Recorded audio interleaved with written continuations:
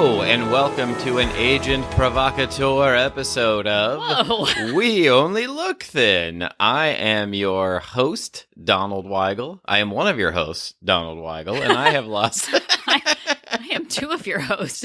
I am two of your hosts, Donald Weigel, and I have lost about 100 pounds. And with me, as always, is... Catherine Weigel. And I'm sad to say, I'm not actually sure what that... The thing that you said that we were was the Agent Provocateur. Agent thing? Provocateur. I don't know what that means. Yeah, well, in this case, our episode, we are going to talk about sabotage today. Oh, we are. And an Agent Provocateur is... I'm glad you asked this question. Webster's Dictionary defines Agent Provocateur as... Exactly. This is my high school graduation speech. An Agent Provocateur is somebody who gets others to commit crimes on their behalf. And we are going to talk about sabotage. And I was trying to look up like punny episode titles, like things, and I for some reason thought there was an album called Agent Saboteur, and it turned out it's Agent Provocateur. Ooh, who's the band? I forgot. This is a great episode, you guys. If you're new to the podcast, welcome. This is how it goes. We just kind of tether it all together with references that we're not really sure of. So this is kind of the way it goes. Yeah, so I'll put it in the show notes. Sure. So anyway, Hi. I just thought, it turns out that in this case, the actual Agent Provocateur is ourselves. Oh my gosh, that's basically every single episode. In the monsters ending, are people. The monsters are people. The provocateurs are the people. But we've done episodes on sabotage before, haven't we, Donald? We certainly have. And we are going to do another one. We are. This is going to happen. Well, here's the thing. Oddly enough, we have done, at this point, over 200 episodes. It's true, over 200. We have talked about so many things, and guess what? We're going to talk about them again, because even we forget. I was listening to Children of the Candy Corn the other day. Yeah. Fun title. Fantastic fun episode from way, way back in October. And I was listening to it, and I was like, oh, yeah, that's a great idea. We say so many things that I forget. There are things that come up that I'm like, wow, I should really pay some attention to my own advice or write it down somewhere, because the hits just keep coming. But we have talked about sabotage before. And guess what? We used to blame everything on everyone else, and we never took responsibility for anything, did we? Yes, we never did. And with Thanksgiving right around the corner, I know we just did our a holiday sort of refresher episode, but with Thanksgiving right around the corner, we thought it would be a great idea to bring self-sabotage front and center, because this is a prime time for sabotaging yourself in this holiday season that is barreling down upon us.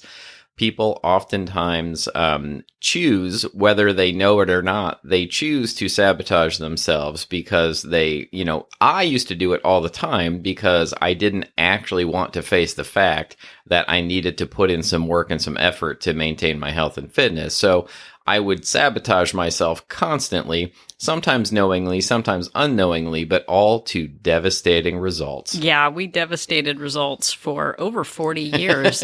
And I honestly didn't think I had a choice in my life. I thought everything was kind of laid out for me. It was genetics, it was circumstance, it was the people around me. And I didn't think I had any agency in my own life. But Donald, lovely, amazing husband, Donald Weigel. Thank you. Sometimes he goes to someplace called the interweb. Yeah. And the interweb has words on it, and some of them are helpful. Some and of this them is no are different. Well, I oftentimes, when we're talking about a topic, I'll know what I want to say, but I oftentimes would like to see what experts on the topic have also said. Like, I know what things have worked for me and what things, but there are sometimes, like right now, when I'd like to convey information and the words aren't coming to me right. So I like to look and see what experts have talked about. So a couple of episodes ago, talked about a woman named Alice Boyce, Dr. Boyce, who had some articles in Psychology Today.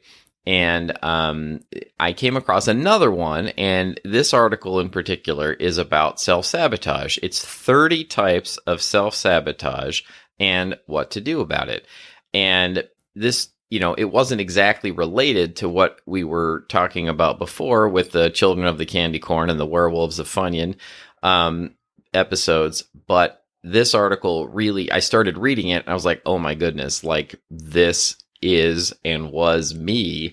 And, I felt very attacked. And also I felt like, well, this would be a great opportunity to go through some of these and really talk about how I used to self-sabotage, how Catherine used to self-sabotage, how we still do self-sabotage, and give some insight into you, the listener, to perhaps maybe break yourself of self-sabotaging. Yeah, and Donald just mentioned 30 ways. We are not going to talk about all 30 ways right now. We are just going to go through the first section of it because there's a lot to untangle here. Lot. So much to untangle. But we might break this into hundreds of episodes. We don't even know how many. So we're not even going to say this is part one of a two-part whatever because we don't know what we're doing. It's 30 types of self-sabotage. And we're going to do one episode for each type of self-sabotage, and then we're going to revisit each one. Yeah, because so for the next year, it will only be self-sabotage episodes. But here's the thing. On this episode, everyone, dear listener, this is an interactive, not a call and repeat, but it's definitely, get out a pen and a pencil, something to scribble something down on, because this is actually, we're going to do some ratings. We're going to rate ourselves. When we say Heidi, Heidi, Heidi, ho, you sing Heidi, Heidi, Heidi, ho, wherever you are right now. Tastes great. Yeah, less filling. There we go. It's dividing our nation. It's still a topic that just troubles everyone. Yeah, no, you got to pick a side. You're either with me or against me. Yeah. It tastes great or less filling. But here's the thing. So we're going to ask you to actually participate in this because when we actually analyze our behaviors, it's great. It's great to listen to a podcast. It's so great. Keep doing it. But we can let content fill our brains. But unless we start actually doing something about it by really analyzing our current actions, it's just content. It's not actually participating. It's not practicing new behaviors. So in this article, the writer talks about actually doing a rating system for yourself. 1 being it's not a problem at all, and 7 being, oh boy, howdy doody, it is a big problem. Yeah, now I don't know why it's not 1 to 10. I don't know why it's 1 to 7, but well, because nobody ever actually gives themselves a 10. Like yeah, that's a good they say point. In marketing, it's like no one ever goes for the 10; they go for the 9. So I say 7. I like prime numbers. 7's a good place to lead off on. I didn't know this. What other secrets is marketing keeping from us?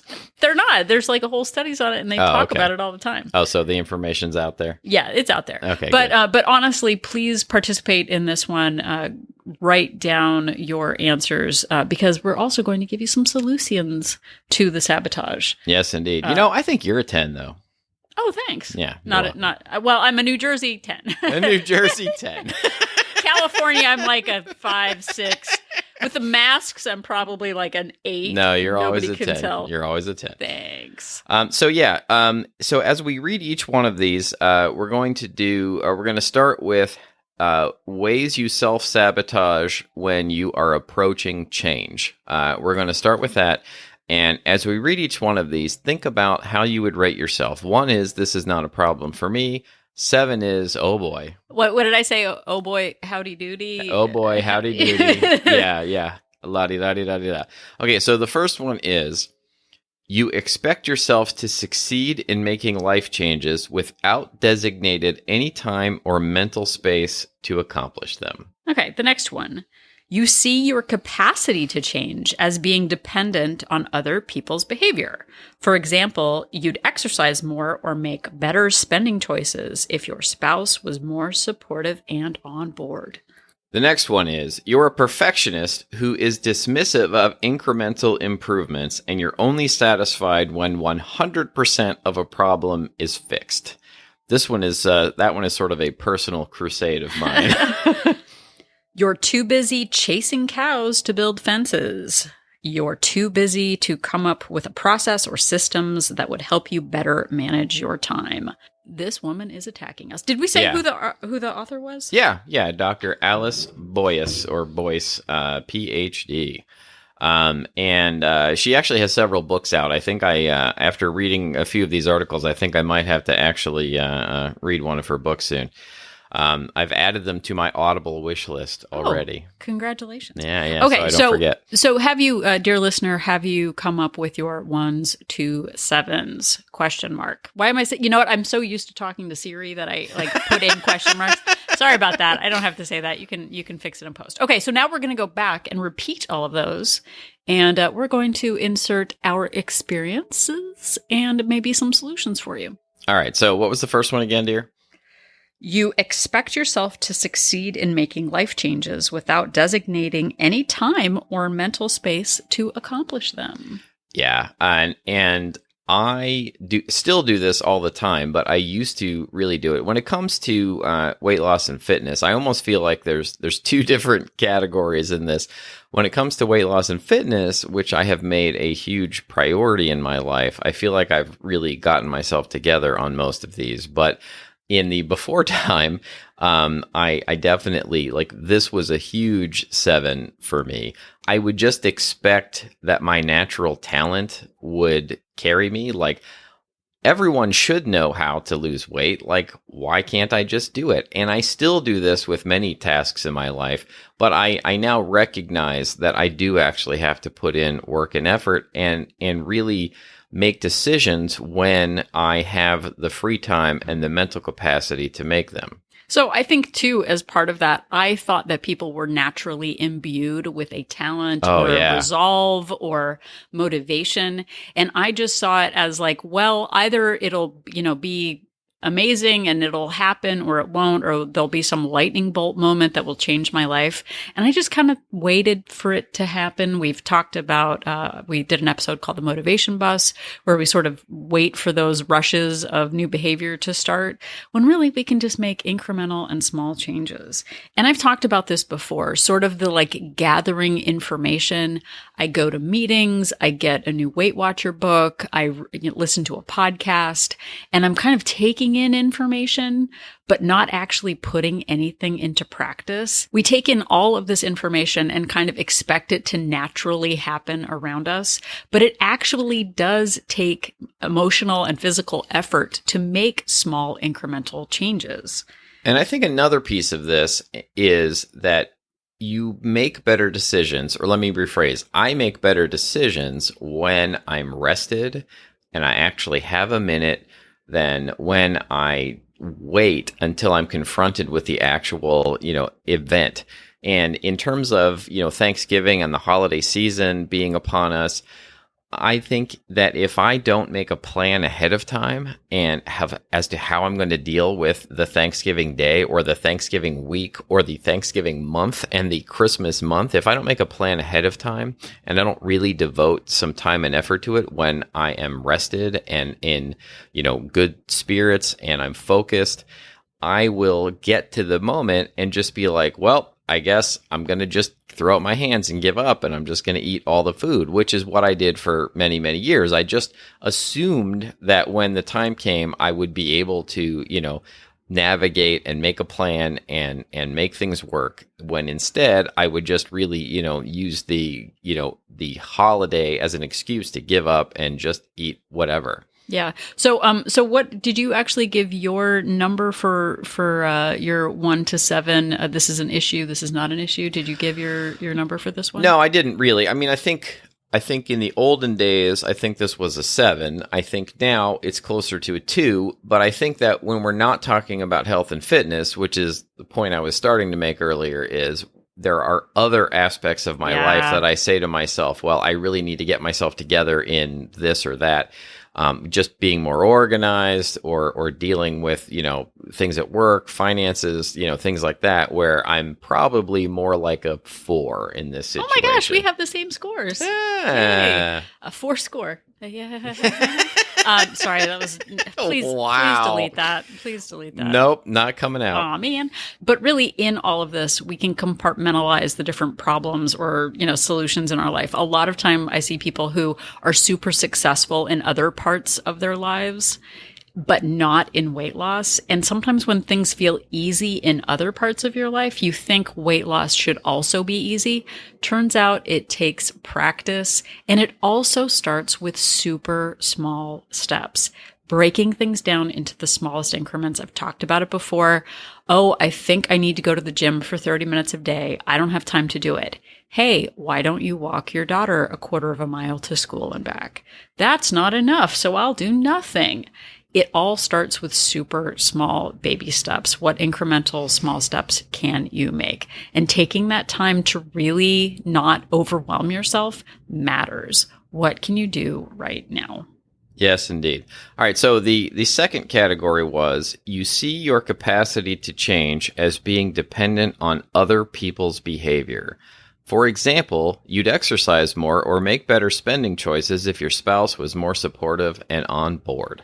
And this was also a huge one, and I think a huge problem for many people. I think that we like to blame the opinions and attitudes of those around us for the decisions that we make and say to ourselves, well, it is just impossible to make change. Now, I will admit it is much easier to do this with Catherine being on board. We spent many, many years of enabling each other's bad behavior, or, one of us would get motivated in air quotes and we would be solid for a while. And the other one would be like, well, let's just sort of take out, and we would constantly cave. So I admit that, that definitely can be a factor, but you in the end have to do what's right for you, and you have to take charge of what's going on with you. And so you need to do the right things. And if it takes doing it on your own, then do that. Or if it takes finding a group of people that are outside your immediate group to help support you, then that's what you need to do. Well, and exactly. I mean, we have the opportunity to take responsibility for ourselves. At what point are you old enough, successful enough to finally start living independently? Donald and I used to have a seriously bad codependent behavior where we would just sort of be like, hey, do you want to do this? I don't know. Do you want to do this? Yeah. And then we found ourselves, just getting takeout time and time again, and wondering why everyone else had it easier, why, if only circumstances were different. And I had to realize that it was my responsibility to manage my food choices. I wasn't victim to the people around me. Donald has said it before. He works in the film industry, and it's basically just a food delivery system. All it is snacks and craft service and food trucks. Yeah. Like there are snacks available all the time at craft service, and then they serve lunch from a catering truck, which is like, there are like 17 options of things that you can eat, including many kinds of dessert. And then there's usually like a morning snack, which is like halfway between breakfast and lunch. Oh yeah, they serve breakfast too, by the way. And then halfway between breakfast and lunch, there's like a morning like hot snack, and then there's like an afternoon like hot snack. And then it's like being on a cruise ship. It was somebody's birthday at work yesterday, and they brought out cupcakes everywhere. Like it's just, constant. But I have to. You have the opportunity. I have the opportunity, exactly.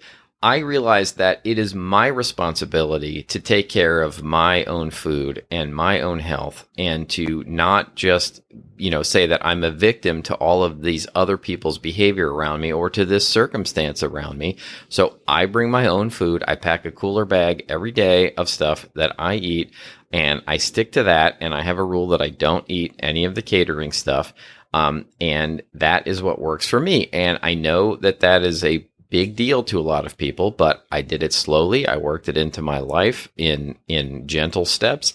And now it's just something that I do every day, and I expect to do it. Well, and the big thing here is, and this is something that I'm kind of trying to focus on in all aspects of my life, is whatever excuse you're making, how is that serving you? That's it. How is it serving you? Yeah. Is that helpful, or is it limiting and unhelpful? Because then we have the opportunity to let go of those behaviors. I spent so much time worrying about everyone else and thinking I was a victim, and I'm not. I can advocate for myself, and it feels so much better. Life circumstances are the same, but my attitude has changed. So Donald, what grade would you give yourself right now? 1 being no problem, 7 being really bad problem. I think that right now, this is really close to a 1 for me. Me too. I really don't let we've done a lot of episodes about setting boundaries too. I've gotten much better at setting boundaries especially when it comes to my food choices. I'm really much better able to assert myself on what I want to eat, what I don't want to eat. And I think that is much better. I think that, 5 years ago, 6 years ago, this was really close to a 7 for me. This was, easily a 6 or a 7. I let it be a big problem. And I've talked about this before. I think that there was a part of me that liked letting it be a problem. Yeah. If I could abdicate my responsibility and foist it on somebody else, well, all these other people keep inviting me to do things. All these other people are making bad choices, so I need to make the same bad choices. I've got no choice. But it turns out I do have a choice. And I think that really, even this is one of the few that I think that I'm pretty good with, even with other aspects of my life too, even not health and fitness. I think it's more like a 3 for me on this one. It's still a problem with me with other people. Like I feel like we talked about this on the 200th episode where I said that travel is still the hardest part of this for me. When my schedule is disrupted, it becomes more difficult. Like we had a family member come to visit a couple of weekends ago, and I got in no steps. Like that did happen. Like when other people are in our space, it is much more difficult for me to just be like, all right, this is what I'm going to go do. Like you can sit on the couch. I'm going to go on a 5-mile walk. That didn't happen. And you're right. I didn't do very well with steps with that. But we also didn't plan. Like that was a failure that we didn't say like, hey, these are our expectations for the weekend. So I do feel weird with a visitor. Like, our first visitor in close to 2 years. I do feel weird, just being like, okay, have fun. We're going to go out for 2 hours on a walk. And I think there are people like you have a sister who was like, okay, we're on vacation. I'm going to work out for an hour. You guys go do whatever. Right. And I'm still not that person. I still tend to bend to that. So we're works in progress. We definitely are works in progress. I mean, we say this all the time. There is no finish line to this. We are constantly, working and having to make improvements on ourselves and catch ourselves. Opportunity to make improvements. The opportunity. You keep seeing have, and then people I get mad when people say I have to do something. You're right. Oh no. Okay. I need to spend more time in WOLT Place. And this is where the breakdown of the relationship. We made it, but it's going to be 24 years next year. 24 years in 2022. Yeah. Congratulations. Almost. Not yet. No, we haven't made it yet. No, we'll see. Yeah, we'll see. Oh, we'll see. I'll see. So the next one is you're a perfectionist who is dismissive of incremental improvements and are only satisfied when 100% of a problem is fixed. Dun, dun, dun. This is basically like if I was to take up a banner in a war, this would be the cause I would fight for. This was the hill you die on. Yeah, because I fight this not just with weight loss and fitness, but with just about every aspect in life, at my job, in my personal life, with friends. Like, people just have an all or nothing attitude about nearly everything. And it drives me absolutely crazy. It's like the idea behind it, in my mind, is if you can't do the perfect thing, then we should do nothing. And that just makes absolutely zero sense. Like, if you can do something to make it a little better, do that instead of nothing, even when the perfect solution doesn't present itself. Well, and I think that this ties into so many parts of life of, do you want to be right or do you want progress? Like I deal with this with work, with our daughter, with marriage. It's like, what do you actually want in the end? Do you want to be proven right that the circumstances aren't perfect for the exact right thing? Or do you actually want to create a life that's malleable, flexible, all other words that mean malleable and flexible? Yes. Like, and I feel like I have made really big strides on compromise. We have done episodes on good, better, and best. Sure, an ideal day looks like this. Sure, an ideal meal, whatever. But when we are able to dial it back, sure, I would love to have a giant garden with all fresh vegetables. But well, guess what? We don't have a yard, so that can't happen. A lot of times, bagged lettuce is what happens. Is it ideal?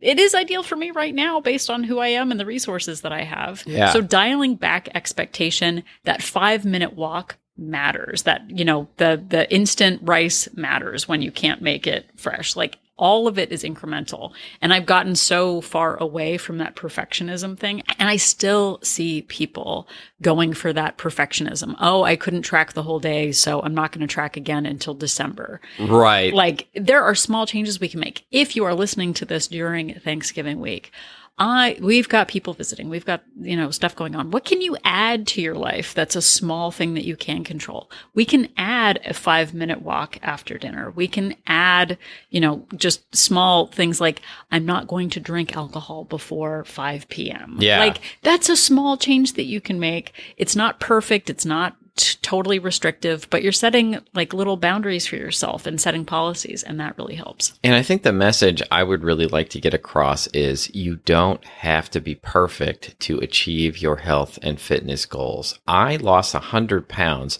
and was I perfect? Am I perfect at it? No. Heck no. I'm Call sorry. and repeat. Sorry to use that language on the show, but I make mistakes all the time. I still have days where I go over my calories, where it feels like I'm out of control.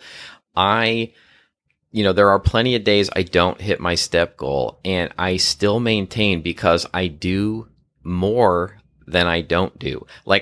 In other words, I have more good days than bad days, and I hate saying good and bad, but there are more days where I stick to the plan than when I don't stick to the plan.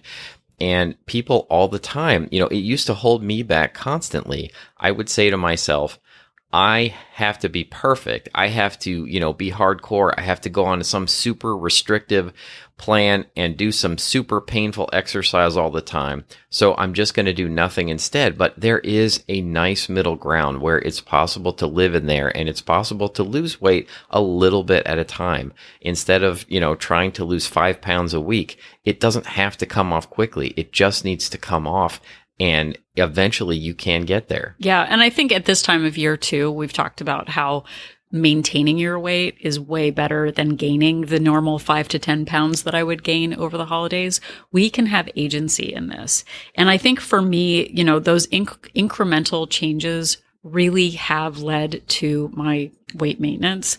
But the thing is, with this time of the year, perfectionism at any time of the year, perfectionism is procrastination, waiting for the ideal circumstances, the ideal week, the ideal, spouse, a significant other, to line up to make this perfect red carpet of progress for yourself. It's just procrastination. And frankly, if we're going back to the numbers, I would say right now that in the weight loss thing, I think I'd give myself a 3 on this. Like, I constantly have to remind myself, okay, you can't do that. What can you do? It's still kind of an active thing that I have to remind myself of, because it's so easy to feel defeatist. I think in my normal human life, I'd still say I'd give myself like a 4 or 5 on this. It's really hard to not be like, okay, I got to go holiday shopping. We got to have visitors. I got to clean. I got to do whatever. It's still kind of a, I get overwhelmed because I feel like I have a lot to do. So this is definitely a work in progress for me, reminding myself that I can make incremental progress. No, this is very much a like category based one in terms of where I am with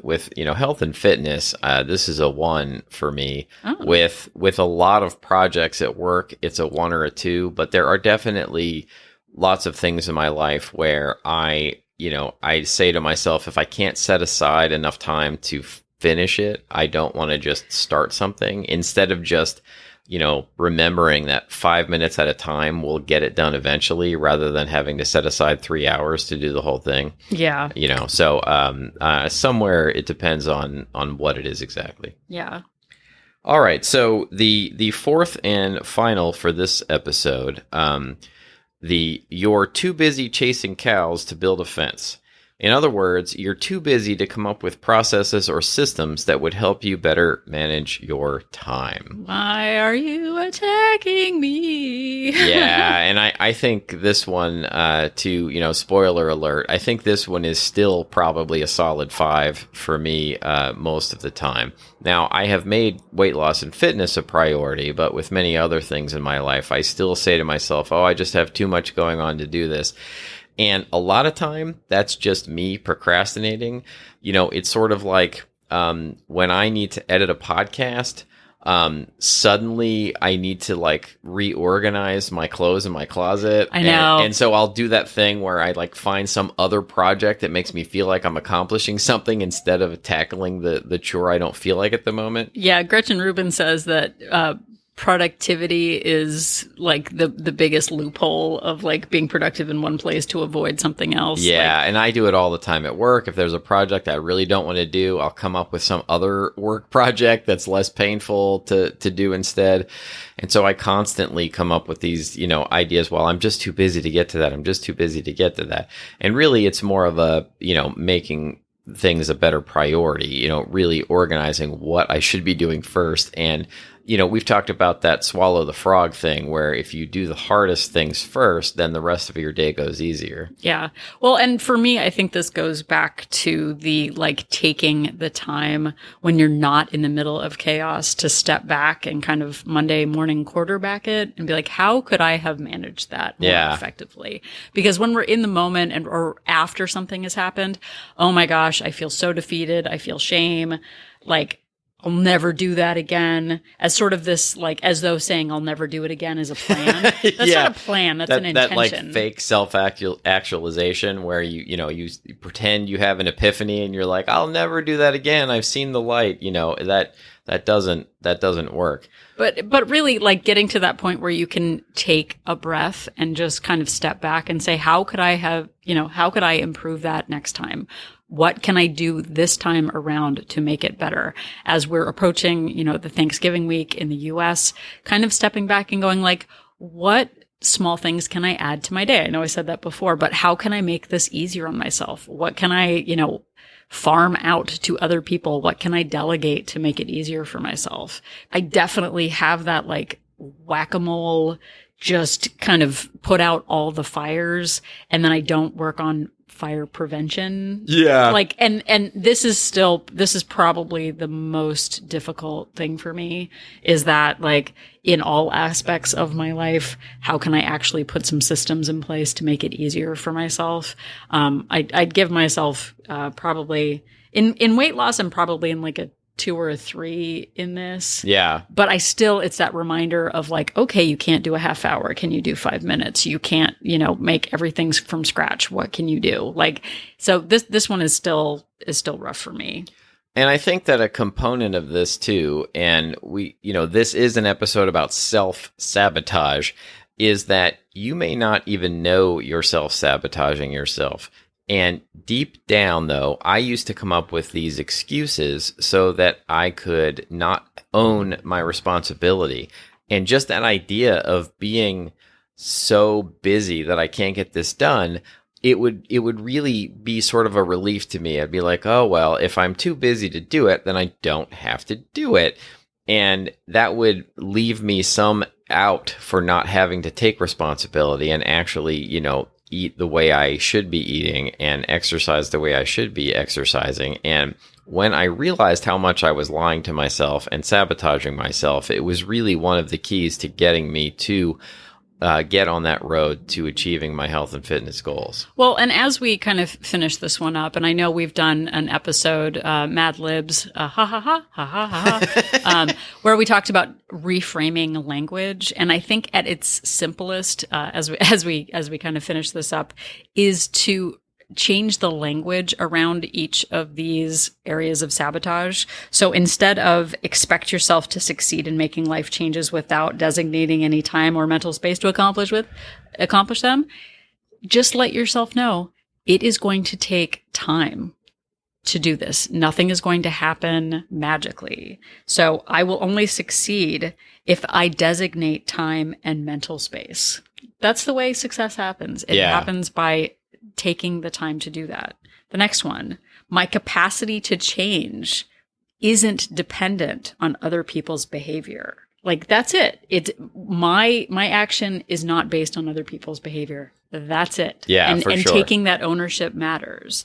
Perfectionism is procrastination. Yeah. 100% isn't working. I have the opportunity to expect less of myself to actually get more for myself. And the last one, I have the opportunity to designate time to come up with processes and systems to help me better manage my time. I think we're going to do an episode on time management because I think that is a huge stumbling block. For sure. Just creating chaos. I mean, I still see people doing this of just adding more and more and more. And it's a form of procrastination, just, like distracting yourself with other things and saying you don't have time. We have the opportunity to make time.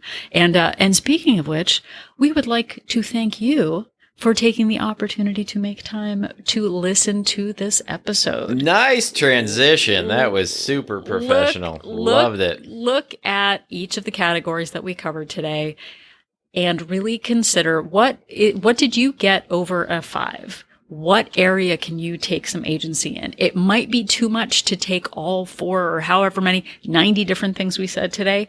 Pick one, pick the one with the highest number and start working on bringing that down. We don't need to go from a 7 to a 1, but even making an incremental change on any of these numbers can really help. And like Donald said, if we had gone and done this at the beginning of our journey, I would have angrily given myself 7s on all of them and still said that, other people can navel gaze about all this, but I don't have the time. But work on bringing that number down. And if you would like more support on bringing that number down, you can always check out WOLT Place, WOLT Place. Thin Place.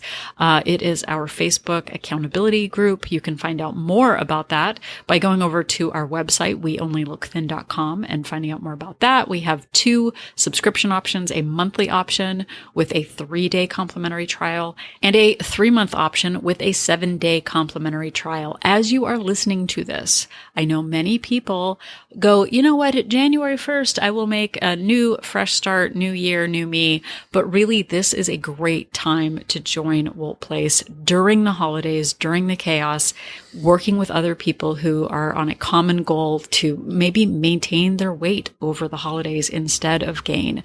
So many people delay until the new year, and it would really benefit you to join now. That's what I'm saying. I'm not going to beat around the bush. I'm just going to say it. Join now before the holiday chaos takes over. Yeah, get yourself some extra support during these times. I think we all know that we need it, and you can definitely find it in WOLT Place. So weonlylookthin.com and click on join our support group. You can also go there if you would like to listen to all of our episodes. They're available there. They're also available wherever you found this podcast in the first place. We haven't put any of them behind a paywall. They're all still out there and available, and you can start at the beginning and go all the way through all 200 plus episodes. Yeah. Wow. That's a lot of episodes. And if WOLT Place isn't right for you right now, you can still follow us and enjoy friendship. If you follow us on Instagram, Twitter, and Facebook at We Only Look Thin. Absolutely. And you can also contact us the old-fashioned way through email, and we will answer questions. weonlylookthin@gmail.com. We'd also like to hear from you with episode suggestions, with topics you feel like we haven't done enough of. We've done many episodes based off of listener emails, and we appreciate hearing from you. Yeah, it's been a while since I've been able to follow up with listeners, but I will work on making that a priority. So if you have sent us a message already, thank you. We appreciate it, and we will get to it. And if you're feeling generous, if you have an extra, 2 minutes, 4 minutes, something like that, please go to Apple Podcasts and leave us a rating and review. We are getting so close to having 500, and I know we asked you during this episode to rate things like 1 when things were easy and 7 if they were super hard for you. But in this case, we want 5 stars. 5 stars when you're rating us on Apple Podcasts. We really appreciate hearing from you, and it does help other listeners find us when they're searching for shows like ours, the more ratings and reviews we have on Apple Podcasts, the higher we get boosted in search results. So it really would mean a lot if you would go there and do that. Yeah, I would like to actually give a special shout out to listener Beck520, who said good thing and kind of a bad good thing. Number one, we're awesome. Yes, yes, yes. Yes, agreed. She was upset, or they were upset that the episodes were getting shorter. They were about 30 minutes. We're trying to keep it a little bit lower now because we don't know. Do people want to hear us talk for 900 minutes about 90 different things you can do? Yeah. I don't know. Beck is a little annoyed, but that's okay. She just wants more, so yay for Beck. Well, this episode's a little longer. Is it? Yeah. How many minutes? We're over 40 minutes already. Oh my gosh, we are? Yeah. Oh no. So, well, Beck, you've gotten what you wanted. Yay. Holiday wish early. Yes, indeed. And another thing you can do is just tell people about the show. If you run into somebody that you think would enjoy us, we would appreciate you spreading by word of mouth. That's another great way to get the word out, and it helps us out a lot. We would be grateful. So if you're still too busy chasing cows to build fences, just remember that Donald and I are an inspiration. Moo.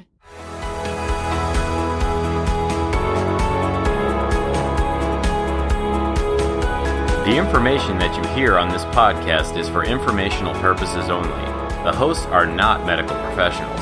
You should always consult with your doctor, nurse, or other certified health professional before beginning any diet or fitness program.